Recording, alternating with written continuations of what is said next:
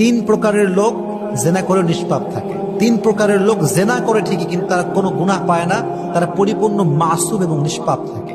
এটি খুব অবাক করা হাদিস না, যে জেনা করছে কিন্তু গুনাহ হয় না, সারা জীবন জেনা করলেও তারা নিষ্পাপ থাকে। এই হাদিসটি প্রথমে যখন আমি পড়া শুরু করছি খুব অবাক হয়েছি, পরে বুঝতে পারলাম যে এটার মূলত সত্যতা কতটুকু এবং এটার অথেন্টিকেশন কতটুকু। তো আমি রিসার্চ করে পেলাম যে না, এটি সহিহ বর্ণনায় রয়েছে এবং এটা সত্য।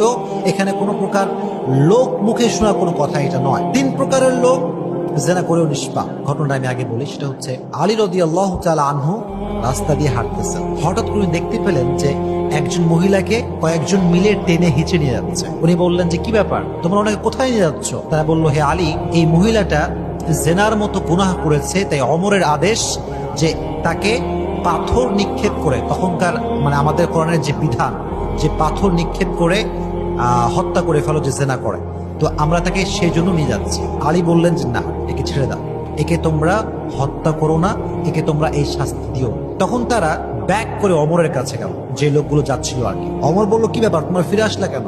তখন তারা বলল যে ইয়া আমিরুল মুমিনিন, আমরা যখন নিয়ে যাচ্ছিলাম তখন আলী বললেন যে না, একে এই শাস্তি দেওয়া যাবে না, তাই আমরা আবার ফিরে আসছি।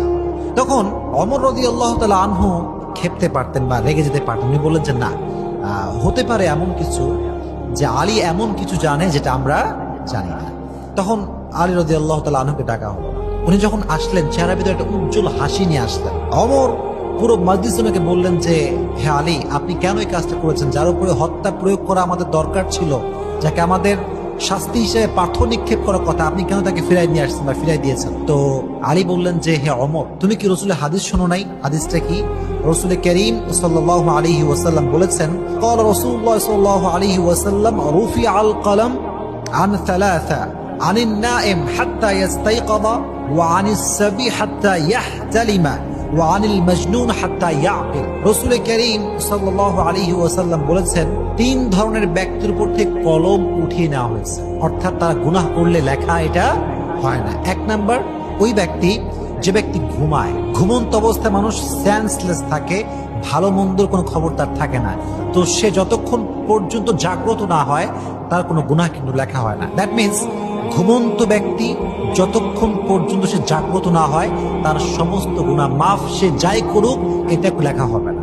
এক নাম্বার। দুই নাম্বার, বাচ্চা, শিশু, যতক্ষণ পর্যন্ত সে পরিপূর্ণ বালেগ না হয় তার আমল নামায় কোনো কিছু লেখা হয় না।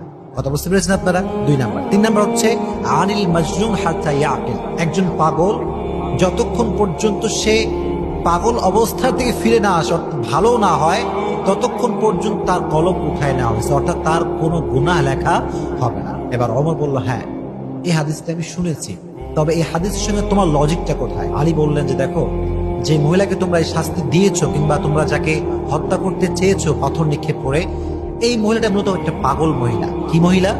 পাগল মহিলা। এই মাঝে মাঝে পাগল থাকে। তো হতে পারে এমন যে এই মহিলা যখন জেনা করেছে কিংবা এই অপরাধটা করেছে তখন সে হয়তো পাগল ছিল, আর পাগলের উপরে শাস্তির কোনো বিধান হয় না, পাগল জেনা করলেও সে নিষ্পাপ থাকে। এটি হচ্ছে সেই হাদিস। বোঝা গেল তিন ধরনের ব্যক্তি যারা জেনা করে কিংবা অন্য কোনো গুনাহ করে তারা এগুলো করে নিষ্পাপ থাকে। এক নাম্বার হচ্ছে সে ব্যক্তি যে ঘুমায়, ঘুমন্ত অবস্থায় কোনো গুনাহ হয় না। দুই নাম্বার, সেই বাচ্চা যতক্ষণ পর্যন্ত সে বালেগ না হয় তার কোনো গুনাহ হয় না। তিন নাম্বার, সেই ব্যক্তি যে ব্যক্তি পাগল থাকে, যতক্ষণ পর্যন্ত সে ঠিক অবস্থায় ফিরে না আসে ততক্ষণ পর্যন্ত তার কোনো গুনাহ লেখা হতে পারে না। এটি রয়েছে মুসনাদে আহমদে রয়েছে এবং আবু দাউদে রয়েছে এবং এই হাদিস নাম্বার হচ্ছে 4398 নম্বর হাদিস। আল্লাহ তাআলা আমাদের সকলকে যা যা বললাম মানা, বোঝা এবং আমল করার তৌফিক দান করুন। সকলে পড়েন আমিন।